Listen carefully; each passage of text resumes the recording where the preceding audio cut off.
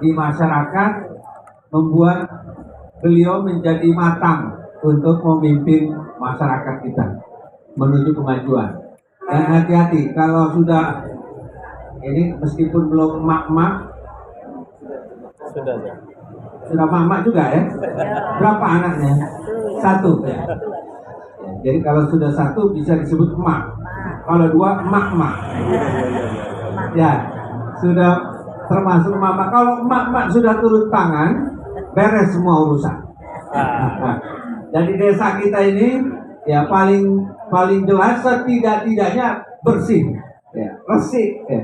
Karena kalau ibu-ibu ya, tidak bisa lihat yang kotor sedikit pun, pasti langsung dibersihkan. Bukan cuma itu saja, sentuhan ibu-ibu ini sudah bersih lalu dibuat indah. Kalau indah pasti aman. Nah, karena tidak mungkin ada bersih, ada indah kalau tidak aman. Desanya aman, bersih, indah, dan insya Allah maju. Amin ya rabbal alamin. Desanya maju, warganya bahagia.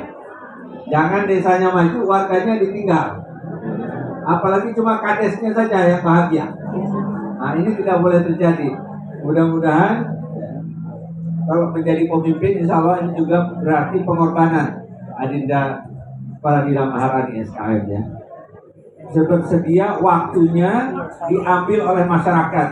Seperti saya menjadi anggota DPR RI, bisa dikatakan hampir tidak punya privasi lagi. Harta kekayaan saja tinggal dilihat di LHKPN, bisa diakses secara terbuka, semua orang bisa lihat. Aktivitas saya apa saja semua orang juga tahu karena diagendakan di DPR RI. Kalau ada yang ketuk rumah jam berapa saja saya juga harus bersedia terbuka. Itulah menjadi pemimpin, hampir tidak punya privasi.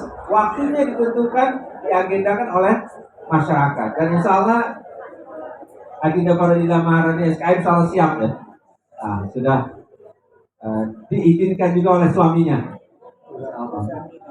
Alhamdulillah. Jadi suami yang teladan memberikan dukungan kepada istri tercinta Tuturi Andayani, insya Allah. Bapak-bapak dan ibu sekalian yang saya hormati, bagaimana dengan kepemimpinan emak-emak, kepemimpinan perempuan dalam urusan pemerintahan? Tidak ada lagi dibedakan pemimpin laki-laki maupun perempuan, semua diberikan hak dan kewajiban yang sama. Di dalam undang-undang kita, hak untuk berpolitik itu diberikan kepada laki-laki dan perempuan sejajar. Begitu juga dalam agama kita, dalam pemerintahan sehari-hari tidak dibeda-bedakan, terkecuali tentu dalam kepemimpinan keagamaan. Ada juga yang mengatakan untuk kepemimpinan di tingkat yang tertinggi. Tapi kalau di tingkat pemerintahan sehari-hari di masyarakat, terbuka lebar.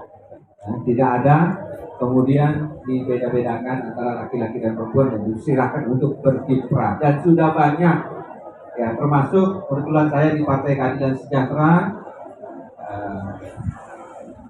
sahabat-sahabat kami yang perempuan yang maju. Partai Keadilan Sejahtera ini partai Islam, Bapak Ibu sekalian, dan kader-kader perempuannya yang maju untuk dalam pilkada maupun kemudian yang berkarya di tengah masyarakat sebagai kepala desa, banyak perempuan. Salah satunya di Yogyakarta, saya lupa namanya. Itu perempuan dan sukses. Jadi nanti Adinda Faradila Maharani SKM boleh searching ya. Ada beberapa kades yang sukses, kades perempuan dari dulunya sebelum menjadi kades dia pernah melalui proses pengkaderan di Partai Keadilan Sejahtera juga. Kemarin ada juga di desa tetangga rumah saya juga mengikuti pengkaderan di Partai Keadilan Sejahtera lalu berkarya dengan masyarakat perempuan meskipun memang belum diberi kesempatan. Artinya banyak ya yang sudah kita siapkan untuk memimpin masyarakat ini dari kalangan perempuan. Dan sekali lagi hati-hati kalau emak-emak sudah turun tangan semua dibereskan. Ya, ini luar biasa. Mudah-mudahan ya kami memberikan doa restu dan juga dukungan sepenuhnya kepada Adinda Baradila Maharani SKM beserta suami, karena tidak bisa dipisahkan. Ya pasti suami pun akan terus mendampingi ya. Siap ya. Apalagi kalau sudah terjun ke lapangan, ini suami siaga. Ya. Suami siaga bukan hanya kalau hendak melahirkan istrinya, tapi ketika tugas-tugas harian nanti yang menjadi panggilan, nah, insya Allah akan terus mendampingi. Bapak-bapak dan ibu sekalian yang saya hormati, melainkan memberi doa restu dan dukungan, ya saya juga punya harapan pada Adinda Baradila Maharani SKM, karena sekarang ini kepala desa menjadi strategis. Ada undang-undangnya khusus, undang-undang desa, sehingga perhatian pemerintah pusat itu langsung terjun bebas sampai ke desa. Kadang-kadang Pak Bupati pun cemburu juga, karena bantuan-bantuan dari pemerintah pusat termasuk bimbingan-bimbingan programnya itu dilakukan langsung oleh pemerintah pusat ke desa. Dana desa besar dan insya Allah juga kesejahteraan untuk pembiayaan penyelenggaraan pemerintah desa juga meskipun masih banyak kurang ya sekarang ini, tapi kita terus akan tingkatkan. Nah, tidak mungkin bisa terselenggara dengan baik kalau unsur penyelenggara pemerintah desanya tidak mendapatkan dukungan. Kita tahu sendiri kalau masyarakat datang untuk sekedar menjamu saja, nah ini Bu Kades ya, nanti kalau menjamu itu insya Allah kita sudah sebut Kadesnya ya, ini itu saja sudah memerlukan banyak sekali ya, dukungan fasilitas, apalagi nanti dengan kegiatan-kegiatan yang lainnya. Dan pembangunan dari pusat langsung ke desa ini akan terus membesar. Sampai misalnya ada desa wisata. Ya. Desa wisata. Kalau desanya kreatif, dia terkoneksi dengan internet secara baik, ada produk lokal yang dipasarkan secara digital, itu desanya bisa go public, bahkan go internasional, bisa dikenal di seluruh dunia. Nah, di tangan generasi muda milenial seperti Adinda Baradila ini di tangan-tangan yang piawai untuk bisa membawa kita naik ya peringkat desanya. Nah, saya punya harapan besar karena saya ini sudah bukan penghuni dari warga yang beraktivitas di internet, tapi kalau generasinya Adinda Baradila ini adalah netizen. Beliau ini ya dengan handphone, dengan gadgetnya mahir sekali. Punya Instagram tentunya ya, punya TikTok juga, punya apa lagi, Facebook ya, aktif semua. Nah, jadi nanti Bapak Ibu sekalian bisa menyaksikan kerja-kerja beliau dan prestasinya live langsung setiap saat ya, secara transparan melalui internet ya. Blok tepuk tangan buat pengacara. Insya Allah ya. Sekarang B sudah ya. Nah, sekarang B sudah melakukan upaya-upaya perjuangan melalui sarana internet. Memang tentu ada juga hal-hal yang perlu kita siapkan supaya seluruh masyarakat punya kesempatan yang sama aksesnya terhadap internet ini. Sinyal bagaimana Bapak Ibu sekalian di sini? Bagus? Bagus Pak ya? Bagus. Alhamdulillah. Tapi kalau mati listrik, mati gaya kita ya. Nah, tapi sudah jarang sekarang mati listrik. Apa masih sering? Ini tugas Bukades ini. Nanti kita harus pastikan di Buba ini tidak biarpet lagi. Malu kita.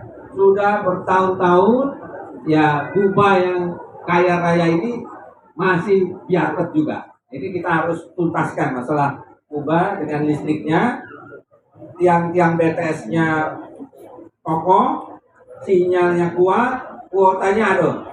Nah, insya Allah semuanya terkoneksi dengan internet, sehingga komunikasi kita di desa ini akan mengalami modernisasi yang luar biasa, sehingga nanti program-program desa bisa dinikmati, diakses oleh masyarakat tanpa terkecuali dan terkendala.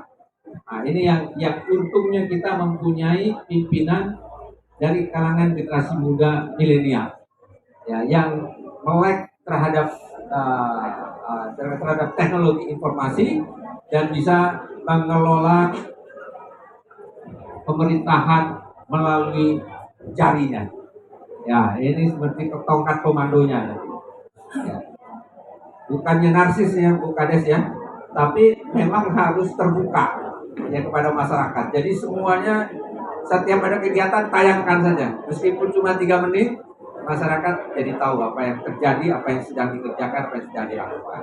Semuanya terbuka, transparan, pertanggungjawaban keuangannya juga bagus. Ya, jangan malu-malu, jangan ragu-ragu mendapatkan bimbingan supaya pengelolaan keuangannya profesional. Ya. Dan saya siap untuk ikut membantu ya.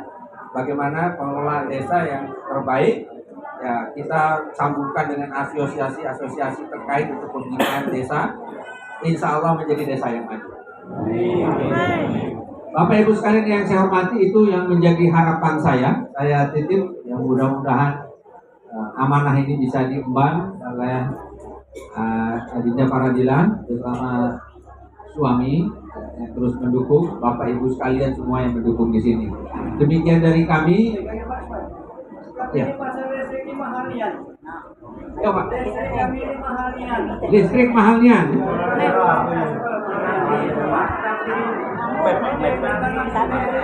Ya, tadi kami juga di beberapa tempat sudah mendapatkan aspirasi yang sama. Ya, nanti Ustaz Husaini coba jawab. Terima kasih. Assalamualaikum warahmatullahi wabarakatuh. Waalaikumsalam.